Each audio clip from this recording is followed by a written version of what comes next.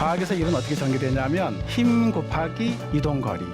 그런데 어떤 두 사람이 큰 바위를 밀고 있는데 전혀 움직이지 않았다면 과학적인 의미에서는 일을 하지 않은 게 됩니다.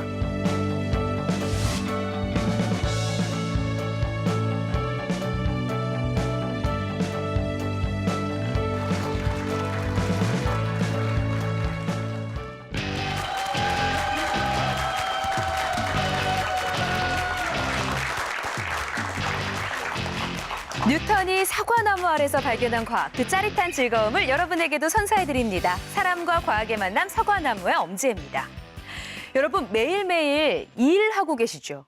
사실 회사에 가서 업무를 보는 것도 당연히 일이고요. 생각지 못하게 밥 먹는 것도 일이고요. 학생들은 가서 공부를 하는 것도 모두 다 일입니다. 우리는 이렇게 24시간 365일을 일을 하면서 보내고 있습니다. 근데 이 일을요, 과학적으로 분석을 해본다면 어떨까요? 사실은 말하고 있는 저도요, 이게 도대체 무슨 말인가 알쏭달쏭하거든요. 여러분들도 일을 과학적으로 분석한다는 게 어떤 의미인지 좀 와닿지 않으실 거예요. 그래서 오늘 강연자분을 모셨습니다. 김은기 교수님이요, 일을 과학적으로 하는 법을 알려주신다고 하는데요. 김은기 교수님을 모셔볼게요. 제가 아는 한 사과나무는 대한민국 최고의 과학 강연으로 알고 있습니다. 오늘 저는 여러분과 함께 과학적으로 일하는 법에 대해서 얘기 나눠볼까 합니다. 네, 교수님 무대 위로 오실게요. 사실은 과학적으로 일하는 법, 저도 모두에 설명을 했지만 어떤 네. 내용인지 이해가 안 되더라고요. 여기 계신 분들도 지금 알쏭달쏭 하시거든요. 과학적으로 일하는 게 뭐예요? 사실은 좀 쉽지는 않죠. 네. 과학도 어려운데 과학적으로 일하는 법 하니까 이렇게 얘기하면 어떨까 싶어요. 세상에는 두 부류의 사람이 있는데 개념이 있는 사람 그리고 개념이 없는 사람. 네. 일을 잘하는 사람, 일을 못하는 사람 이렇게 나눠볼 수 있을 것 같아요. 근데 대체로 보면 개념이 있는 사람은 일을 잘해요. 그렇죠. 네. 그리고 성공하기 쉽죠. 네. 그래서 성공하기 쉽다는 거는 조금 속된 말로는 몸값이 높고 돈도 많이 벌 수 있다는 뜻이기도 해요. 네. 그래서 과학에 대한 개념이 있으면 과학적으로 일하는 게 가능해져요. 과학적으로 일하면 성공하기가 대단히 높아집니다. 오늘 그런 얘기를 해보고 싶어요. 그러니까 결국에는 오늘 해주실 내용은요, 말씀하실 내용은 성공하는 비결이 아닌가 싶은데 그렇게 이해도 되는 건가요? 그렇게 이해도 되겠어요. 그러면 하루빨리 지금 시간을 앞당겨서 빨리빨리 들어봐야 될 것 같습니다. 성공하는 비법 알려주신다고 하니까요. 큰 박수로 청해 볼게요.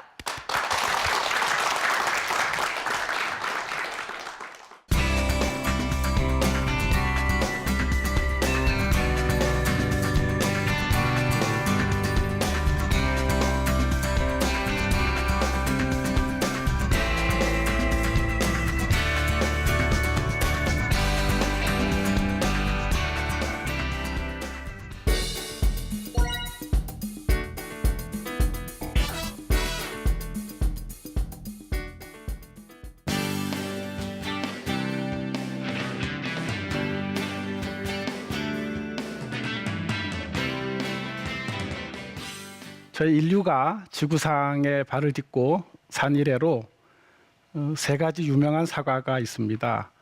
하나는 성경에 나오는 선악과이고 또 하나는 아이작 뉴턴의 사과고요. 그리고 세 번째는 아마 여러분에게도 친숙한 스티브 잡스의 사과일 거예요. 제가 오늘 초점을 두고 얘기하고 싶은 건 아이작 뉴턴이에요. 뉴턴은 사과나무 아래서 사과가 떨어지는 것을 보고 만류인력의 법칙을 발견했죠. 우린 그렇게 알고 있습니다. 그런데 만류인력의 법칙을 발견했다는 것은 우리 인류에게 대단히 중요한 의미를 가졌어요. 뉴턴 이전까지는 우주는 암흑의 세계나 마찬가지였거든요. 그러니까 암흑의 세계에 대해서 인간들은 별로 아는 게 없었던 거예요. 깜깜했던 거죠.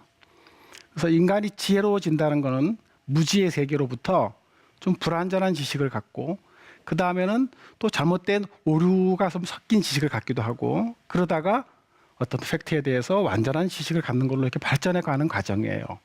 그래서 어떤 지식을 갖느냐에 따라서 세상을 이해하는 툴이 완전히 달라지는 거죠.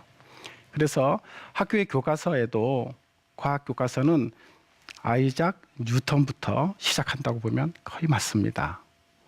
그래서 아이작 뉴턴은 만류인력의 법칙을 발견하기도 했지만 운동 법칙을 발견하기도 했는데 그 운동 법칙과 일이 바로 직결되게 관계가 있어요. 중학교 때 과학에서 일에 대해서 배우는데 이미 이제 성인이 되신 분들은 다 잊어버리셨을 거예요. 과학에서 일은 어떻게 정의되냐면 힘 곱하기 이동거리 이렇게 정의돼요. 그래서 어떤 물체에 힘을 가해서 그 물체가 힘의 방향으로 이동하면 일을 했다 이렇게 정의합니다. 그래서 일의 양을 크게 하려면 그 요소인 힘을 크게 하거나 이동거리를 길게 해야지 되는 거죠. 그래서 예를 들면 장미란 선수가 역도를 들어 올린다든지 역기를, 아니면 최홍만 선수가 씨름 선수 시절에 씨름장에서 상대방을 밀어서 씨름판 밖으로 밀어냈다면 이런 것들은 다 모두 과학적으로 볼 때 일을 한 거예요. 그런데 만약에 어떤 두 사람이 큰 바위를 땀을 뻘뻘 흘리면서 밀고 있는데 그 바위가 전혀 움직이지 않았다면 그러면 이동거리가 0이잖아요. 이렇게 되면 과학적인 의미에서는 일을 하지 않은 게 됩니다. 우주선이 우주를 비행하고 있습니다. 우주선이 여러분 인터스텔라 최근에 보셨을 거예요. 지구의 궤도를 벗어날 때에는 많은 에너지가 필요해요. 그래서 로켓 발사체에서 수많은 에너지를 뿜으면서 우주로 나가는 것이죠. 근데 일단 우주에 진입하고 나면 우주에는 마찰력도 없고 하기 때문에 새로운 힘이 필요하지 않아요. 이동거리는 많이 갈 수 있지만 같은 속도로 새로운 힘을 가할 필요가 없습니다. 그래서 힘이 0이기 때문에 우주를 비행하는 우주선은 과학적인 의미에서는 일을 하지 않은 겁니다. 자, 과학이 우리에게 주는 의미에 대해서 저희는 한 번쯤 생각해 볼 필요가 있어요. 우리가 고등학교, 중학교 다니면서 과학을 배우면서 이 과학을 왜 배워야 되나 생각을 많이 할 수 있지만 우리는 자연을 통해서 우리 사회에, 사람들이 사는 사회에 아주 유용한 것들을 만들어 왔어요. 인류는 그렇게 해서 원시 상태로부터 오늘날까지 점점 개화되고 발전해 온 겁니다. 하늘을 나는 새를 보고 누군가는 비행기를 만들었어요. 우리는 라이트 형제가 만들었다고 알고 있습니다. 또 어둠 속을 날아다니는 박쥐의 모습을 보고 소나라고 하는 음파 탐지기를 또 만들어냈어요. 그리고 곤충의 생긴 모습을 보고 또 운동하는 움직이는 모습을 보고 이런 불도저 같은 거를 만들어냈어요. 그래서 이런 것들은 인간의 삶을 훨씬 더 풍요롭고 좀 편하게 만들어준 거죠. 우리 주위에 있는 모든 것들은 다 거의 자연에서 움직이는 모습들을 보고 발명했다고 보면 거의 틀림없습니다. 그런데 우리는 일에 관해서는 뭔가 인사이트를 갖지 못한 것 같아요. 중학교 때 일에 대해서 배웠어요. 물체에 힘을 가하여 그 물체가 힘의 방향으로 이동하면 일을 했다. 이렇게 배웠어요. 그것과 고등학교의 사회교과서에 노동이라고 정의되어 있는 일과의 관련성에 대해서 생각해 보지 않는 거죠. 그래서 우리는 일한다고 얘기하면서 그 일이 중학교 때 배운 그 일과 어떤 관련이 있는지 잘 알지 못해요. 그래서 우리는 이러한 점에 착안해서 어떻게 하면 과학적으로 일하는 법을 우리가 찾아봐야 되겠다는 거예요. 그래서 일상에서 일 이렇게 한번 구분해 봤어요. 그러면 아기 엄마가 아기를 카트에 태우고 열심히 다니고 있어요. 지금 쇼핑 중이에요. 많이 걸어 다니겠죠? 네, 그럼 이동거리가 꽤 길어요. 과학에서는 일을 한 거예요. 근데 일상에서의 노동, 직업으로서 일한 거는 아니죠. 자, 그 반면에 마트에서 일하고는 캐셔는 종일 한 자리에 서서 일을 할 수 있어요. 네. 이동거리가 전혀 없어요. 하지만 일상생활에서 본 일은 분명히 일을 하고 있는 것이죠. 우리가 과학에서 말하는 일과 일상에서 말하는 일의 차이를 잘 알지 못하기 때문에 뒤죽박격 막 섞여 있는 거예요. 그냥 뒤죽박죽. 그래서 우리는 일상에서의 일에 대해서도 뭔가 공식을 하나 좀 만들 필요가 있겠다. 그래서 제가 한번 만들어 봤어요. 그래서 과학에서의 일이 힘 곱하기 이동 거리였던 것처럼 저는 그것을 능력 곱하기 노력 이렇게 정의해 보고자 합니다. 그래서 이동 거리라는 것은 시간이 걸리는 것이죠. 그렇죠? 그것처럼 노력도 시간이 걸려요. 그래서 힘 대신에 능력, 그리고 이동 거리 대신에 노력 이렇게 대체를 해봤어요. 그러면 아까 과학에서 살펴본 것처럼 일상에서도 일의 가치를 크게 하기 위해서는 어떻게 해야 되죠? 네, 두 개의 변수가 있으니까 네, 그것들을 크게 하면 돼요. 능력을 키우거나 노력을 더하거나 하는 거예요. 네, 물론 두 가지 다 할 수 있겠죠.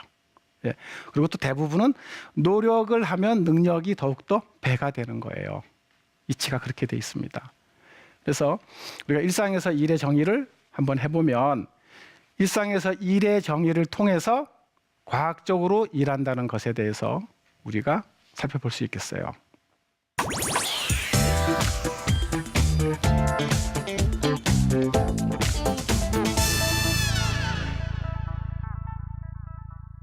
자, 그러면 지금부터 과학적으로 일하는 게 무엇인지 살펴보겠습니다. 세 가지로 살펴볼 건데요. 처음에는 일률이라는 개념이에요. 중학교 때 배우는 겁니다. 근데 제가 잊어버렸죠. 네, 일률은 한 일을 시간으로 나눈 거예요. 그러니까 같은 양의 일을 했을 때 누가 더 짧은 시간에 아니면 긴 시간에 했는지, 그러니까 누가 더 효율적으로 했는지 비효율적으로 했는지 알 수 있어요. 그렇겠죠. 네, 그럼 이걸 조금 더 쉬운 예로 한번 살펴보죠. 자, 서울에서 부산까지 또는 부산에서 서울까지 이동한다고 우리 가정을 해보세요. KTX, 새마을호, 무궁화호 이런 열차들이 있습니다. 근데 똑같은 거리를 이동하는데 KTX는 2시간 20분 걸리는 반면에 새마을호는 4시간 40분, 2배 걸려요. 시간이. 그러니까 같은 거리를 이동했는데 소요 시간이 짧은 쪽이 일률이 어때요? 높은 거예요. 일률이 큰 거예요. 그렇습니다. KTX가 새마을보다 일률이 큰 거예요. 여기에 중요한 이치가 하나가 숨어 있어요. 각각의 가격이 달라요. 요금이. KTX가 가장 비싸요. 네. 그래서 일률이 높으면 가격이 높아요. 아시겠습니까? 이게 우리 일상생활에 갖는 대단히 중요한 의미가 있습니다. 그 점을 살펴보면 이렇게 시소가 있는데 양쪽이 평형을 이루고 있어요. 오른쪽에는 한 사람이 편안한 자세로 앉아 있습니다. 왼쪽에는 수많은 사람들이 때를 지어서 시소 위에서 떨어지지 않으려고 노력하고 있어요. 도대체 무슨 일일까요? 어떻게 한 사람과 저 수많은 사람이 같은 가치를 갖고 있을까요? 이런 거예요. 누군가는 1시간 동안 일하면 5,580원 시급을 받습니다. 근데 빌 게이츠는 얼마나 버는지 계산을 한번 해봤어요. 그랬더니 1시간에 5억 5천만 원을 벌어요. 5억 5천만 원을 5,580원으로 나누면 10만이 나와요. 10만 배. 그럼 어떻게 된 거예요? 저 시소위의 모습은 일당 100도 아니고 일당 10만인 거예요. 엄청난 거 아니겠어요? 자, 우리는 방금 전에 일상생활에서의 이 일의 공식을 한번 만들어 봤어요. 일은 능력 곱하기 노력. 자, 우리 노력 관련해서 알고 있는 게 있어요. 1만 시간의 법칙. 아시죠? 네. 누군가 1만 시간을 꾸준하게 노력을 하면 그 분야의 전문가가 될 수 있다는 거예요. 자, 1만 시간을 우리가 좀 쪼개보죠. 하루에 3시간씩 하면 10년을 하면 1만 시간이 나와요.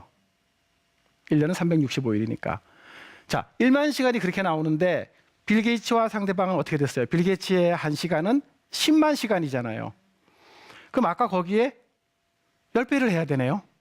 그러면 하루에 30시간을 10년 해야 되는데 하루는 24시간이니 30시간 일할 수는 없잖아요. 그러니까 어떻게 해야 되겠어요? 일하는 시간을 그러면 10시간으로 하면 하루에 10시간은 일할 수 있으니까. 그럼 몇 년 일해야 돼요? 30년 일해야 되는 거예요. 아하, 이런 거예요. 누군가가 20대 후반부터 30이라고 칩시다. 그때부터 일을 구해서 일하기 시작했어요. 30년을 일을 해요. 그러면 얼마 벌 수 있어요? 빌 게이츠가 1시간 버는 5억 5천만 원. 이런 뜻이에요. 이게 바로 일률이에요. 일의 시간당 가치인 겁니다. 그러면 저도 그렇고 누구라도 빌 게이츠처럼 좀 1시간에 5억 5천만 원은 아니어도 좀 더 많이 벌고 싶잖아요. 이 세상에 태어나서 누구나 성공하고 행복하게 살고 싶어 하지 찌질하고 손가락질 받은 삶 살고 싶은 사람은 없단 말이에요. 특히나 경제적으로 빈곤한 건 대단히 큰 고통이거든요. 자기 자신도 힘들고 자식 키우기도 힘들어요. 가족이 다 같이 힘든 거예요. 자, 그러면 어떻게 해야 되겠어요? 그래서 제가 고민을 좀 해봤어요. work anybody, work somebody 이렇게 나눠본 거예요. work anybody, 누구나 할 수 있는 일. work somebody, 아무나 할 수 없는 일이에요. 이렇게 한번 구분해 봤어요, 제가. 그래서 왼쪽은 work anybody는 새벽 인력 시장 같은 모습이에요. 추운 겨울날 새벽부터 나와서 불을 쬐면서 내 이름이 불려지면은 일하러 가요. 봉고차를 타고. 내 이름이 안 불려지면 나는 그날 또 허탕치는 거예요. 이런 영역이에요. 이런 영역의 특성은 뭐냐면 일의 난이도가 낮아요. 단순 반복적인 일이에요. 누구나 할 수 있어요. 특별한 제약이 없는 거예요. 새벽 시간에 그 시간에 나가 있으면 나도 그 일을 할 수 있어요. 진입 장벽이 없어요. 그러다 보니까 경쟁이 치열해요. 의태어로 표현하면 우글우글한 이런 모습이에요. 바글바글한 이런 모습인 거예요. 그래서 이런 시장을 경제학적으로는 프라이스 테이커라 그래요. 자기가 가격을 정하지 못하고 누가 정해놓은 가격을 나는 따라야 되는 거예요. 이런 시장이에요. 오른쪽에는 쾌적한 환경에서 일하고 있어요. 아무나 할 수 없는 일이에요. 일의 난이도가 높아요. 그 시장에 진입하기까지는 경쟁이 치열하지만 일단 들어가면 한랑한 거예요. 의태어로 표현하면 띄엄띄엄한 그런 곳이에요. 변호사, 의사 이런 거 생각해 보시면 돼요. 정원이 있잖아요. 정원 안에 들어가기는 힘들지만 딱 들어가고 나면 그러면 그 사람들은 자기네가 가격을 정해요. 프라이스 메이커가 되는 거예요. 완전히 다른 시장 이란 말이에요. 그럼 어떻게 하면 웍선바디가 될 수 있느냐? 바로 이런 겁니다. 일은 능력 곱하기 노력이라고 했는데 빌 게이츠의 사례에서 본 것처럼 노력을 하루에 30시간은 할 수 없으니 방법은 뭐예요? 능력을 키우는 것이에요. 그럼 능력의 요소가 뭔지를 알면 되죠. 네. 저거를 성공의 신전이라고 저는 이름 붙인 건데요. 밑돌이 3개가 있어요. 환경과 자원, 그리고 믿음과 태도, 그리고 지식과 경험이에요. 인간은 살면서 이거를 쌓아요. 타고난 환경과 처한 처지는 다를 수 있어요. 그리고 그 사람의 지능과 체력과 적성은 다를 수 있어요. 근데 우리는 뭐 할 수 있어요? 많은 적성 중에 훌륭한 적성을 발굴해서 키울 수 있어요. 이게 나의 능력을 키우는 아주 첩경이에요. 그래서 다들 적성을 발견하라고 하는 거예요. 자, 그리고 좋은 태도. 누군가는 세상을 밝게 보는데 누군가는 어둡게 봐요. 누군가는 할 수 있다고 믿는데 누군가는 나는 할 수 없다고 믿어요. 이런 태도가 그 사람의 능력을 결정해요. 지식은 말할 것도 없는 거죠. 이런 것들을 통해서 가치를 창출하고 가치를 창출하면 뭘 받아요? 대가를 받는 거예요. 한 글자로 하면 돈인 거죠. 그걸 받는 거예요. 자, 두 번째예요. 아까 일률이었어요. 이번에는 과학적으로 일하는 합력이에요. 자, 힘의 방향이 같으면 두 힘이 플러스로 합해져요. 힘의 방향이 다르면 한쪽은 마이너스로 깎이는 거예요. 그냥 이렇게 학교에서 배우고 끝이었어요. 이렇게 하면 안 되는 거죠. 자, 우리 일상생활에 비춰보면 누군가가 활을 쏘고 있어요. 자기 미래의 비전을 향해서 활을 쏘는 거예요. 비전은 내가 지금 당장 이 자리에서 실현할 수 있는 건 아니잖아요. 그래서 미래 활을 쏴요. 사람마다 그 altitude, 수준은 달라요. 어떤 사람은 그 비전이 크고 원대하고 어떤 사람은 조금 낮을 수 있지만 어쨌든 비전이라는 게 있을 수 있어요. 그럼 합력은 뭐냐? 그 비전을 달성하기 위해서 작은 목표들을 우리는 그때그때 만들어서 성취해 나가야지 돼요. 근데 그 목표가 비전과 비슷하게 생긴 모양들이어야 된 거예요. 예를 들어서 누군가가 나는 커서 나이팅게일 같은 훌륭한 간호사가 돼서 몸이 아픈 사람들을 고쳐주고 싶다는 그런 꿈을 가졌다고 생각해 봅시다. 그런데 어느 날 TV에 나온 김연아의 스케이팅하는 모습을 보고 나도 스케이트를 잘 타야 되겠어 하고 스케이트 타는 노력을 하루에 5시간 이상을 해요. 그러면 합력이 어떻게 되겠어요? 하나는 플러스, 하나는 마이너스로 쪼개지는 거예요. 그래서 합력이 대단히 중요합니다. 세 번째 지뢰인데요. 지뢰는 3가지 종류가 있어요. 1종, 2종, 3종 지뢰. 하지만 공통점이 있어요. 뭐냐면 작은 힘으로 큰 힘을 낼 수 있다라는 거예요. 힘점에 작은 힘을 가해도 작용점에서는 큰 힘을 낼 수 있는 거예요. 자, 1종 지뢰를 갖고 제가 설명해 보려고 그래요. 1종 지뢰는 가위와 아까 봤던 시소 이런 것들이 1종 지뢰예요. 보시면 이런 겁니다. 누군가는 자기 혼자의 능력만을 키우려고 할 수 있어요. 근데 지뢰를 활용할 줄 아는 사람은 남의 능력을 활용할 수 있는 거예요. 아시겠습니까? 그래서 내가 나의 능력을 키우면 나의 힘점의 힘이 강해지겠죠. 나를 불태우는 것은 열정이에요. 그래서 열정이 크면 아까 같은 좋은 태도를 갖고 좋은 지식을 쌓아나갈 수 있어요. 근데 상대방에 대해서 따뜻한 마음이 있는 사람은 연민, 컴패션이라 그러죠. 이런 마음이 있는 사람은 그 사람의 도움을 받을 수가 있어요. 대단히 큰 겁니다. 그래서 1등 하기는 어렵지만 인류 리더가 되기는 쉬워요. 우리는 리더가 되는 법을 배우면 됩니다. 자, 마지막인데요. 방금 전까지 과학적으로 일하는 법에 대해서 우리가 얘기를 나눠봤어요. 자, 보이지 않는 힘이라는 게 있어요. 그게 뭐냐면 이런 거예요. 물고기가 바닷속에서 유유히 헤엄치고 있습니다. 그런데 갑자기 이 물고기에 이런 일이 벌어진 거예요. 땅바닥에서 숨을 헐떡거리면서 저렇게 하고 있어요. 무슨 일이 일어난 거죠? 왜 물고기는 헤엄칠 수 없나요? 그래요. 물이 없어서 헤엄치지 못해요. 너무 단순하지만 여기에 보이지 않는 힘이 있는 거예요. 물속에서 헤엄치는 물고기나 창공을 나는 새나 콩이 중력의 영향하에 있어요. 중력은 보이지 않죠? 하지만 중력이 있기에 물속에는 부력이 있고 공중에는 양력이 생기는 거예요. 그래서 새는 날 수 있고 물고기는 헤엄칠 수 있어요. 이게 우리한테 시사하는 바가 대단히 큰 겁니다. 혹시 여러분이 안 되는 장에서 저렇게 기를 쓰고 노력하고 있는지 생각해 보실 필요가 있어요. 이런 거예요. 자, 퀵서비스입니다. 퀵서비스는 대표적으로 이런 영역이죠. 이동 거리가 길어요. 또 짐을 많이 택배를 갖고 옮겨야 되면 엘리베이터가 없는 집이면 4층까지 오르락내리락 힘들게 해야 돼요. 힘도 많이 들고 이동 거리도 긴 영역인 거죠. 대단히 고단한 거예요. 그런데 퀵서비스를 계속 할 수 있을지 없을지 밑에를 보면 알 수 있어요. 밑에 뭐죠? 네, 드론이에요. 이제는 드론이 배달을 해줘요. 저 퀵서비스 아저씨가 자기의 능력을 키우겠다고 오토바이 타는 기술을 더욱더 익히고 그리고 어떻게 하면 혼잡한 도로에서도 그 사이를 빗사이로 막가듯이 빨리 갈 수 있는지를 아무리 연습해도 자기가 안 되는 장이 되면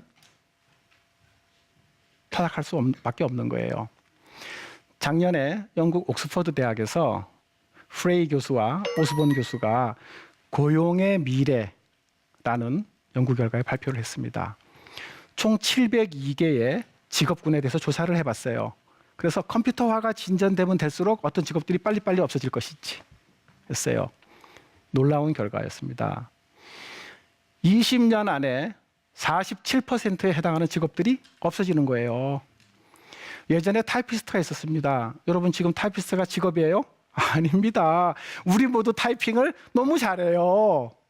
그렇죠? 택배 아저씨, 퀵서비스 아저씨도 그렇고 텔레마케터, 경비, 버스기사 이런 직업들이 다 그래요. 여러분이 대단히 고난도의 일이라고 생각하는 회계사도 심지어 가장 빨리 탈락하는 직업군에 들어가 있어요. 기계, 인공지능이 대체할 수 있는 거예요. 이렇게 세상이 바뀌고 있습니다. 그래서 보이지 않는 세상, 미래 이곳에 대해서 공부를 해야지 됩니다. 나의 능력을 키우고 남의 능력을 활용하고 보이지 않는 힘을 활용할 줄 알면 그 사람은 그게 바로 과학적으로 일하는 것이고 대단히 성공하기가 쉽다. 제 강의는 여기까지 마치겠습니다. 감사합니다.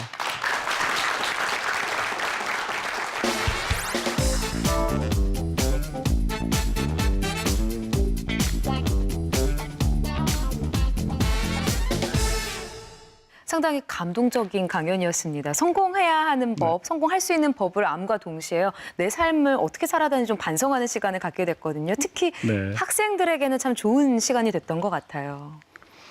그렇게 됐으면 좋겠어요.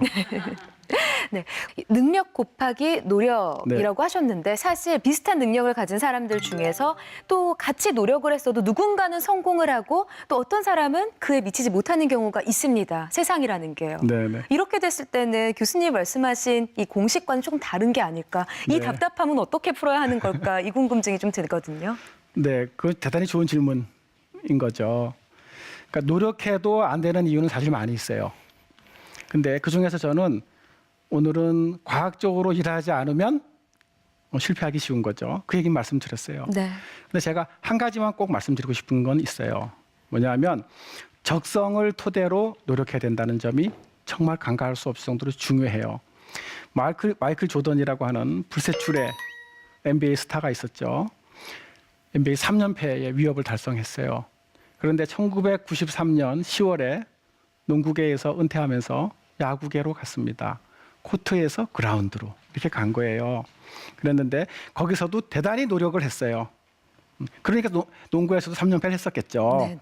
근데 야구에서는 2년 만에 초라한 성적표를 가지고 쓸쓸히 은퇴했습니다. 메이저리그 땅은 밟아보지도 못했어요. 비슷한 스포츠니까 똑같은 비슷한 운동 역량이 필요하고 운동 적성이 있었을 것 같은데 야구에서는 안 됐던 거죠.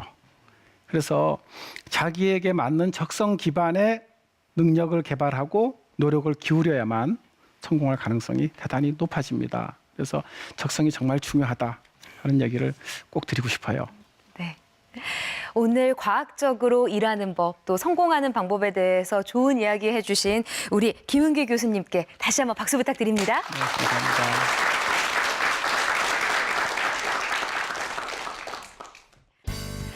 사실 강연을 들으면서요, 저는 이런 생각을 해봤습니다. 과연 24시간 365일 나도 일을 하고 있는데 과학적으로 일을 하고 있는 건가 반성을 좀 했거든요. 사실 내가 하는 일을 좀 가치 있게 만드는 거 정말 어려운 일이지만 사실 나 스스로밖에 못하는 일이기도 하고요. 꼭 나의 발전을 위해서 필요한 일이기도 하다. 필요한 방법을 찾아야 한다라는 생각을 하게 한 시간이었습니다. 사과나무 아래서 들려드리는 과학 이야기. 여러분 오늘도 재밌으셨나요?